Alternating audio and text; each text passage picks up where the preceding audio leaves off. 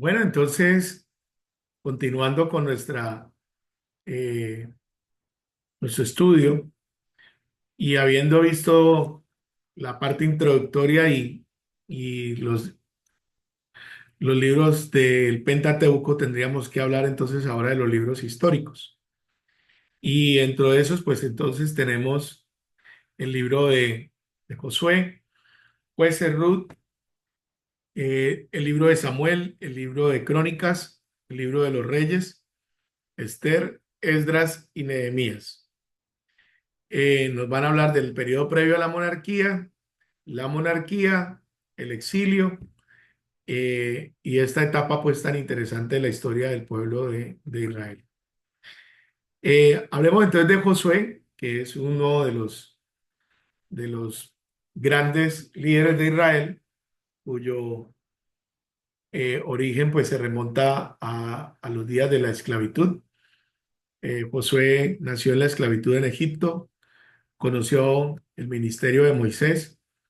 Y desde que conoció el ministerio de Moisés, pues Josué es conocido como servidor de Moisés, un hombre aguerrido, un hombre de guerra, pero un hombre que amaba también la presencia de Dios. Dice que Josué dormía a la puerta del tabernáculo.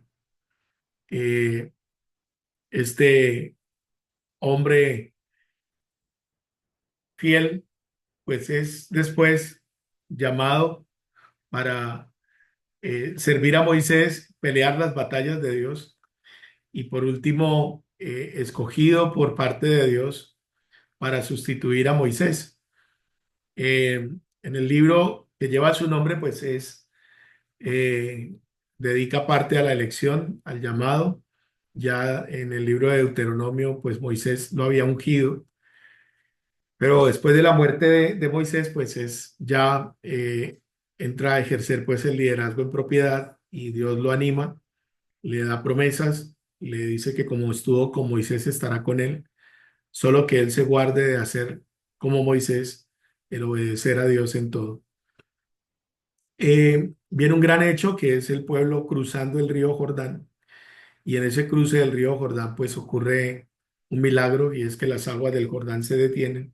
Los sacerdotes que habían entrado al río pues con el arca, el río se seca para que el pueblo pase en seco. Y este primer gran milagro, porque era un periodo en el cual el río se desbordaba, porque era la temporada ya de la primavera después del invierno, y estaba con bastantes aguas el río, eh, marca de alguna manera una señal para Josué de que Dios está con él, para el pueblo de que Dios está con Josué. Y ellos pasan al otro lado y fue el gran anuncio también para que este pueblo que había estado allá rondeando 40 años en el desierto, ahora entra a la tierra prometida y Canaán entra en pánico ante la noticia del cruce de Israel allí en el Jordán. Allí en ese lugar, pues Dios se le manifiesta a Josué a través de la teofanía del ángel de Jehová. Ahí Josué ve al Señor con una espada desenvainada. Josué va a preguntarle a este hombre armado si está con él o viene de parte de Dios o es contra él, y él se le manifiesta y dice, quita el calzado de tu pie porque el lugar donde estás es santo, y Josué reconoce que está en presencia del Señor.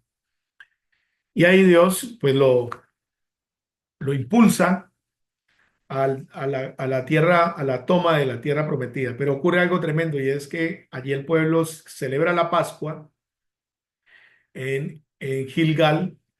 El pueblo se circuncida porque no se habían circuncidado los menores de 20 que ahora están ahí ya hombres adultos. Y también al celebrar la Pascua, ellos recogen los primeros frutos en la tierra prometida,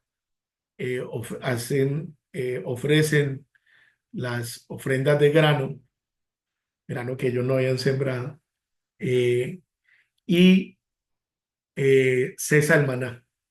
Es un hecho bien, bien, bien bonito, eso lo pueden leer en el libro de Josué. y marca, digamos, el nuevo inicio. Ahí cesó el maná, ahí terminó la provisión, esta provisión del cielo de parte de Dios. Y el pueblo entra.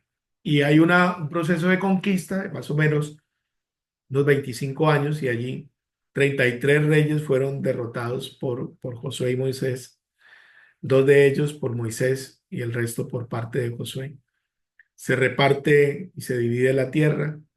Josué reúne al pueblo y lo juramenta de que sigan al Señor, de que lo sirvan, él y las generaciones que están por venir.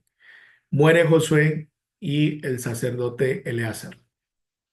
Eh, el libro, pues, más o menos tiene la entrada en la tierra, la conquista, la división de la tierra y los pasos, pues, importantes. Estos procesos de conquista, pues, tienen altos y bajos, pero uno de los que más recordamos, pues, es la caída de Jericó. También, pues, el pecado de Acán, la toma y la destrucción de la ciudad de Jai, después de haber quitado el tropiezo que había allí, y el reparto de las tierras, las ciudades, las heredades y varias controversias que van a surgir ahí sobre la adoración. En la renovación del pacto, y aquí más o menos está pues el, la ruta de la conquista, la tierra conquistada y las tribus, cómo se habían dividido pues el territorio. Nunca Israel ha tenido posesión de toda la tierra que Dios le prometió, porque esa, creo yo, se cumplirá durante el milenio, ¿no? Ni aún en el periodo de Salomón, que fue un periodo muy, muy grande. Muere Josué, recordamos de él lo que dice Éxodo 24:15. Miren bien ustedes a quién servirán, pero yo y mi casa serviremos a Jehová. A la muerte de Josué, pues viene un periodo de gran caos. El pueblo rápidamente pierde de vista que habían sido llamados a vivir bajo el liderazgo de Dios a través de su palabra, a través de la adoración y la obediencia, y a través del sistema de sacrificios eh, alrededor del tabernáculo. Pues había un testimonio muy tremendo, ¿no? Y era que los símbolos de la presencia de Dios estaban allí. Todo el tabernáculo con sus símbolos, el pueblo alrededor del tabernáculo, las tribus con sus estandartes, los levitas y los sacerdotes ministrando al Señor, la nube durante el día, la columna de fuego durante la noche, el arca del pacto. A propósito, en relación con que fue otra de las preguntas que me hicieron respecto del arca de la alianza, la Biblia dice que el arca está en el cielo. Ahí fue vista por Juan. Entonces, tenemos que respetar entonces la revelación, y la palabra de Dios dice que allí en el cielo pues se encuentra el arca de la alianza. Yo no estaba muy segura de la afirmación, pero ya después revisando el tema, pues lo encontré allí en la escritura, y ya tendremos la oportunidad pues de mirar en detalle pues el asunto. Pero Juan la describe, ¿cierto? Ya en el cielo mismo. Bien, entonces veamos el libro de Jueces, que es un libro caracterizado por la rebelión, por la apostasía. El pueblo se apartó de Dios, el pueblo apartó de su fidelidad a Dios, y es un periodo de más o menos 400 años. Eh, la escritura del libro pues se le atribuye al profeta Samuel.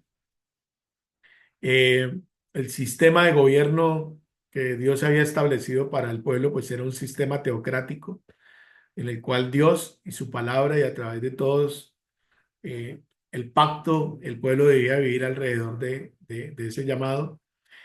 Pero una vez en la tierra, Israel comienza a ser tratados con las naciones que estaban allí y se apartan de la fidelidad a Dios. Hay un territorio que todavía falta por conquistar. Dios los impulsa a que vayan a la conquista, pero ellos se entregan a la idolatría y hacen pacto con las naciones, por lo tanto el Señor rompe con ellos el pacto y son entregados en manos de sus enemigos, que los oprimen, los esclavizan y eso da surgimiento a unos líderes que van a guiar al pueblo en esas batallas.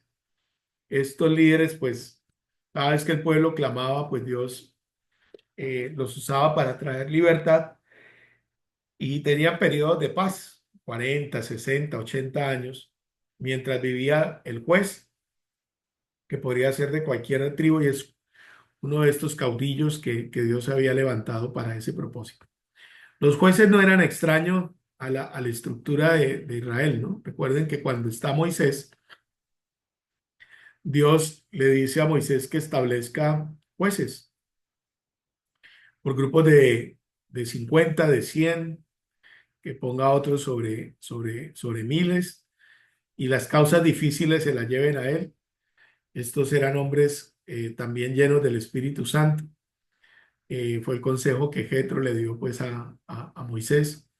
Y además de eso, los ancianos pues también gobernaban juntamente con Moisés, estos 70 ancianos que suben allá al monte Sinaí, firman allá con el Señor firma con ellos el pacto de la ley, que está Moisés, Aarón, los 70 de Israel. Ustedes lo pueden revisar allá en el libro de Éxodo, después del capítulo 20, y ahí lo van a encontrar.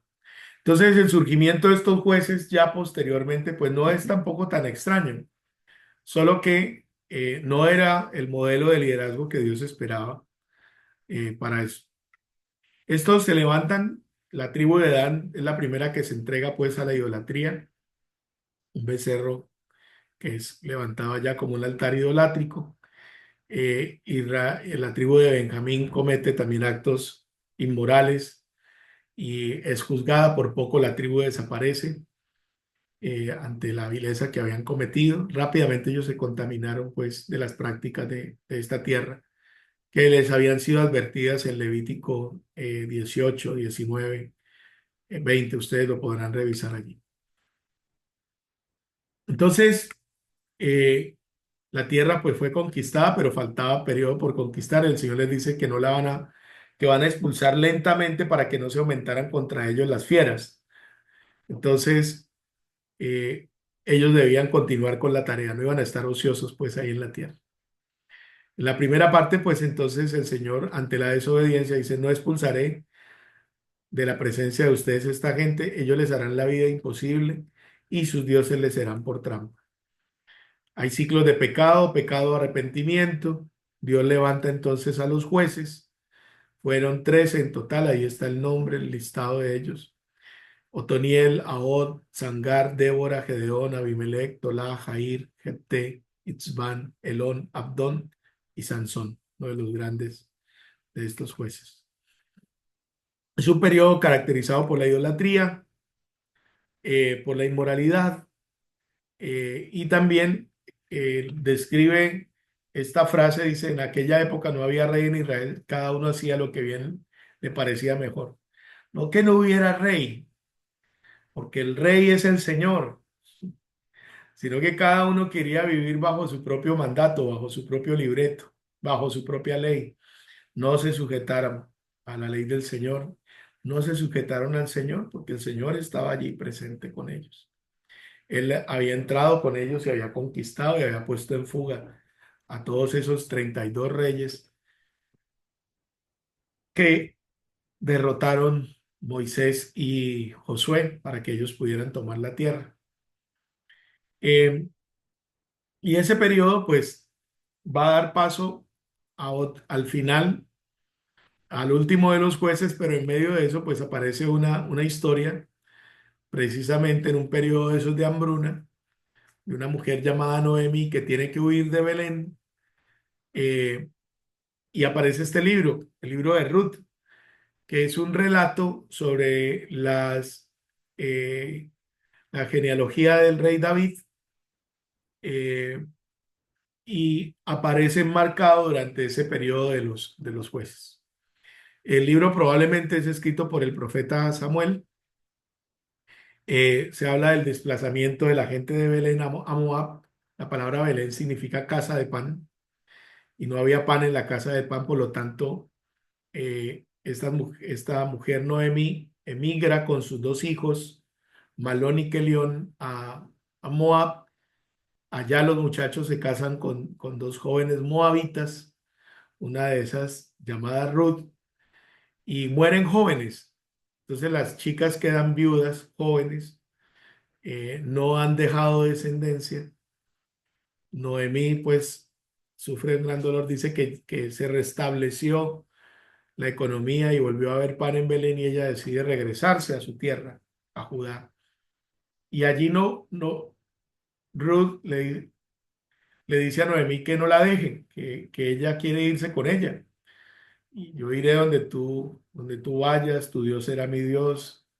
Y dice, no me pidas que te deje, yo me voy contigo. Ella amaba mucho a su suegra. Y Ruth se va con Noemí y al llegar a Judá, pues se encuentran allá el campo de Booz.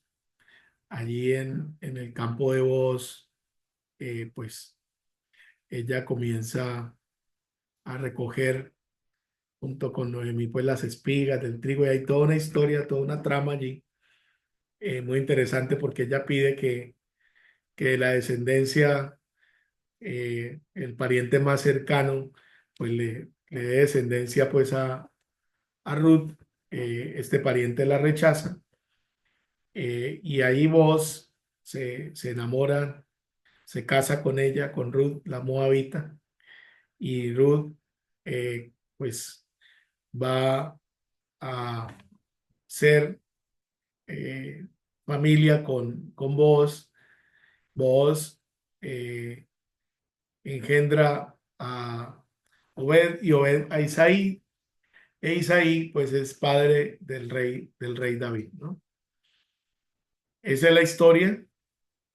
eh, esa, la redención y la bendición pues de Noemí y la famosa genealogía de David, que es uno de los grandes reyes de Israel, pero con quien Dios además va a hacer un pacto a través del cual dice que descenderá el Mesías.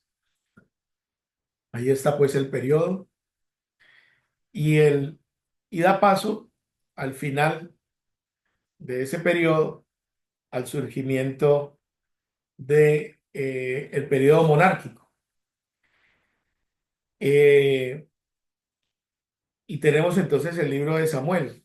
El libro es atribuido en la primera parte pues al profeta, a Samuel, y la segunda parte probablemente escrito por Natán o Gad, que eran profetas también del periodo, eh, pero que conserva el libro, el nombre del periodo o el libro del profeta Samuel, al igual que va a aparecer después el escritor del libro de los reyes. Lo primero, pues, que el libro nos narra el conflicto familiar, la vida del Cana, de la tribu de Efraín, eh, el conflicto de Ana, mujer de- del Cana, y ese conflicto, pues, trae a que Ana derrame su corazón y Dios le concede que nazca Samuel, significa pedido a Dios. Ana lo cría y luego lo dedica al Señor. Dios le da después 5 hijos más a esta mujer. Y Samuel desde muy pequeño, pues va a ser utilizado como un instrumento de Dios tremendo, va a traer un avivamiento tremendo. Dios comienza a hablar y en medio de eso, pues juzga el ministerio de Elí, que se había pervertido con sus hijos. Eh, Estos muchachos pues fornicaban con las mujeres en el tabernáculo, se robaban las ofrendas, los diezmos, las primicias, no dejaban ni siquiera que la gente los dedicara al Señor. Y Elí nunca lo reprendió ni juzgó esta mala conducta de sus hijos, por lo cual es expulsado del sacerdocio. Esto marca pues el inicio del ministerio profético de Samuel, y a partir de allí pues van a venir otros profetas muy importantes a la par que avanza el periodo de la monarquía. Eh, ese avivamiento pues de alguna manera pues lleva a Israel después de ese periodo tan difícil que fue el periodo de los jueces, a un alto nivel de crecimiento espiritual a través de la vida del profeta Samuel, que fue un hombre probo en las manos de Dios. Pero a Israel se le ocurre desechar a Dios y pedir que le pongan un rey como todos los demás reyes de la tierra. eh, y a pesar de que Samuel se da cuenta que han desechado a Dios, Dios le dice, no te preocupes, ellos han pedido rey, no te han desechado a ti, me han desechado a mí. Pero el rey que yo voy a poner sobre ellos, pues les va a cobrar impuestos, se va a llevar sus hijos para la guerra, va a tomar sus hijas para concubinas, bueno, todo lo que había ocurrido allí, que ya ustedes saben que en la lectura de la Biblia, pues no, la condición es dramática, el cambio. Y se elige a Saúl como el primer rey. Eh, Saúl pues empezó bien, pero terminó mal. Eh, un hombre con muchos conflictos, un hombre muy preocupado de sí mismo y al cual pues Dios desechó pues debido a su constante desobediencia. Luego viene el surgimiento de, de David en un episodio famosísimo que es la derrota del gigante Goliat. David, hijo de Isaí, octavo hijo de Isaí, el último de ellos, pastor de ovejas, va a visitar a sus hermanos y ahí en el campo de batalla encuentra a Goliat desafiándolos. Y bueno, hay un concurso, ¿no? Donde Saúl dice que el que derrote al gigante, pues lo va a dar en matrimonio con su hija Mical, se sentará en la mesa del rey, le dará pues riqueza, honor y favor. Y pues David no le interesa nada de eso, sino que dice, ¿cómo puede ser posible que este incircunciso desafíe e insulte a los batallones de Dios, a los escuadrones de Dios? Y ustedes conocen la historia. Si no, la pueden leer allí en el primer libro de Samuel. Viene la derrota de Goliat y en el secreto Dios unge a David como rey a través de la vida de Samuel, porque Dios ha desechado pues a Saúl. Viene la persecución de David por parte de Saúl. Saúl va a dedicar gran parte de su ejercicio de reinado en perseguir a David y no cumplir la función para la cual fue elegido por parte de Dios, que fuera para gobernar a su pueblo.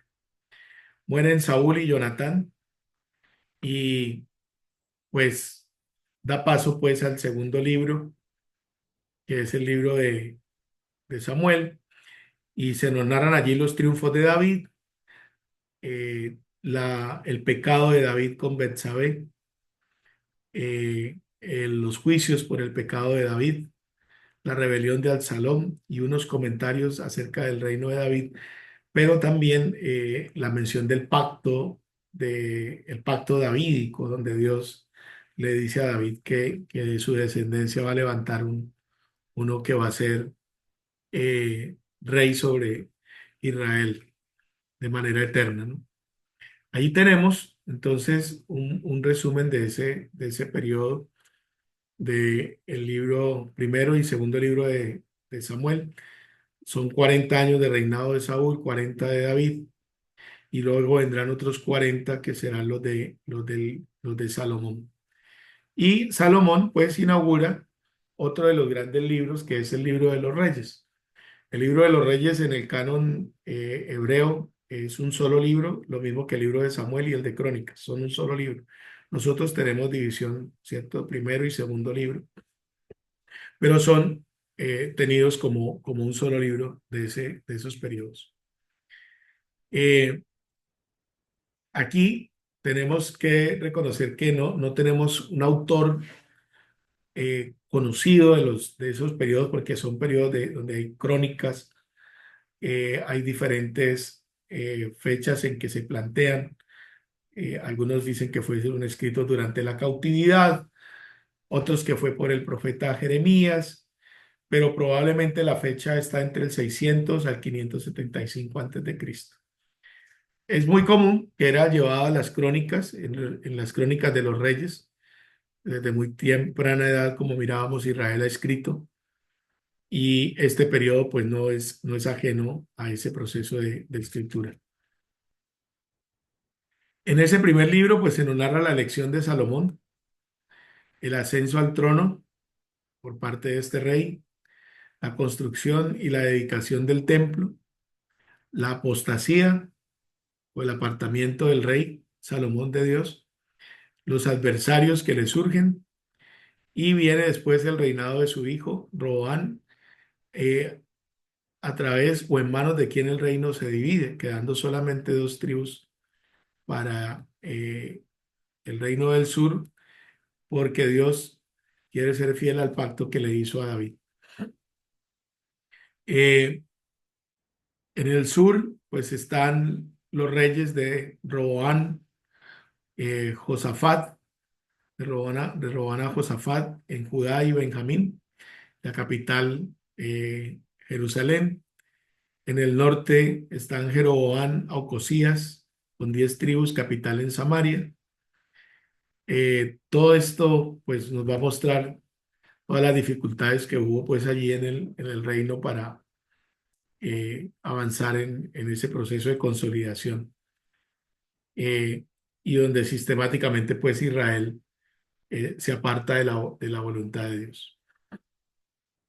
Allí tenemos la ruina y la decadencia de los reinos del norte y del sur en el segundo libro de los reyes, el reinado de Ocosías a Oseas y los reinos del norte, la cautividad bajo el imperio asirio por parte del reino del norte, que se van a llevar cautivos a los de Israel y a Samaria, y el reino de Judá de Ezequías a Joaquín hasta que cae Jerusalén en manos del rey de Babilonia y son llevados cautivos por 70 años hacia esos lugares.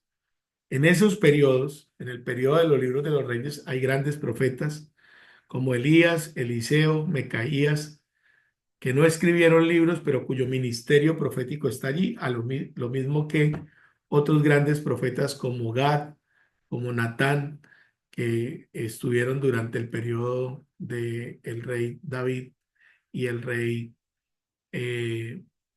el rey Salomón. Posteriormente, pues aparece el libro de Crónicas, que es un libro que es escrito probablemente durante el exilio por parte de Esdras, es el autor más probable del libro. Y este libro pues va a reflexionar sobre el reino del sur. Tiene una preocupación por el pacto davídico y por la línea de, de la tribu de Leví y la descendencia de Aarón. Entonces es un libro que se preocupa bastante por el rey y por el sacerdote, el reino y el sacerdocio. Y es muy meticuloso por ver cómo Israel se ha mantenido, a pesar de 70 años de cautiverio, fiel a el llamado de Dios. Y en eso pues va a venir un proceso de reforma y de matrimonios mixtos que de alguna manera afectaban el cumplimiento de la sujeción al pacto de la ley, y se va a depurar el sacerdocio, se va a depurar también los del linaje real y las demás tribus de Israel. Entonces es un libro que se preocupa bastante por las genealogías, el reinado de los reyes, el reinado de David sobre Israel, el pacto de David, la preparación de la construcción del templo. Vuelve y nos recuerda ese periodo, porque Esdras es un sacerdote de la casa de Aarón, y está preocupado, pero además es escriba y está preocupado porque después de 70 años Israel tiene que volver a edificar allí el templo, la ciudad, volver a establecerse en la tierra, porque el Mesías viene. Entonces, vuelve y nos narra los periodos de la sucesión de Salomón y toda la historia de Judá. Entonces, Crónica se va a enfocar en el reino del sur, ¿sí? Entonces nos va a hablar del reinado de David y de los reyes que le sucedieron. En el segundo libro, pues ya se nos habla del reinado de Salomón, la grandeza de ese reinado, y se dedica a hablarnos de las crónicas de los reyes de Judá, la cautividad de Judá y el regreso de Judá a la tierra, ¿sí? Porque termina el libro hablando del decreto del rey Ciro, ordenando que todo el que haya del pueblo hebreo, pues suba a Jerusalén y reconstruya el templo, ofrezca allí sus sacrificios y vivan de nuevo en su tierra. El siguiente libro, pues es el libro que lleva eh, el título del autor, que es Esdras. Esdras, pues se enfoca en hablarnos del regreso de los judíos a la tierra. Primer grupo que sale con Zorobabel después del decreto del rey Ciro, el proceso de reconstrucción del templo, las dificultades que tienen en ese periodo, porque el profeta Daniel había dicho que sería reconstruido en 49 años en tiempo de gran angustia. Todo eso se está cumpliendo aquí. Eh, Luego, el retorno del segundo grupo de judíos de la cautividad bajo el decreto de Artajerjes a la tierra, y después las reformas religiosas que hacen que quiten del medio pues todos los que se habían casado con mujeres paganas y tenían matrimonios mixtos. Hay algunos reyes y de los diferentes periodos en que estuvieron, y ustedes podrán mirarlos allí en detalle. Viene otro gran libro que es el libro de Nehemías, que es el libro de la reconstrucción de la ciudad, la reconstrucción de la economía. Nehemías pues es un hombre que sirve en la corte del rey Artajerjes, era el copero, era un hombre de confianza, en la última línea de defensa para proteger la vida del rey. Y el rey lo ve triste, eso pues con grave riesgo para su vida. Pues le pregunta la razón de su tristeza. Nehemías había orado y había ayunado algún tiempo por la situación en que se encontraba su familia y su ciudad y su pueblo. Y ahí aprovecha y le cuenta al rey lo que hay en su corazón y el interés que tiene. El rey lo autoriza para que reconstruya pues la ciudad y los muros de la ciudad, y este va y lo hace en medio de gran oposición. Junto con estas van a restaurar también la vida espiritual del pueblo, realizan un censo, terminan la obra de la reconstrucción del muro, y comienzan un proceso de restablecimiento de la organización del culto, de la economía, de la justicia, de la justeza entre ellos, el comprometerse a guardar las ordenanzas de la ley. Y después ser el inicio de lo que sería el movimiento farisaico, como hombres apegados, ¿cierto?, al cumplimiento y a la obediencia a la ley.